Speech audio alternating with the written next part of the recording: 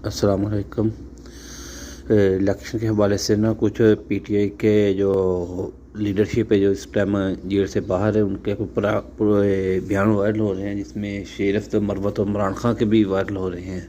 और भी कुछ पीटीआई के जो छोटे जो हैं लीडरशिप है, वो जितने भी आज़ाद उम्मीदवार इनको वोट देने से मना कर रहे हैं कि इनको वोट ना दें। तो अभी ये मैंने पैगाम सारे लगाए हुए हैं जो सोशल मीडिया के टेकर जो हो रहे हैं। ये अखबार का बयान है इमरान खान का कि आप इसको वोट ना दें, आज़ाद बकाऊ माल होता है। तो आप ये बयान सुनें और खुद फैसला करें कि क्या है, क्योंकि ये जितने भी आज़ाद उम्मीदवार हैं सारे इस्टेब्लिशमेंट के, कुछ नून लीग उसके हैं, पीपल पार्टी के हैं।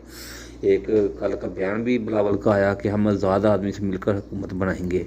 तो इसलिए जो पीटी की जितनी भी लीडरशिप है वो ये कह रही है कि आप बजाय इनको वोट देने के जो है जरदार इसको आज़ाद उम्मीदवारों को आप तरीके लबैक वोट दें। चलो सामने पार्टी तो खड़ी होगी ना करने के लिए, तो इमरान खान समेत सभी मना कर रहे हैं ज़्यादा आदमी को वोट देने के लिए।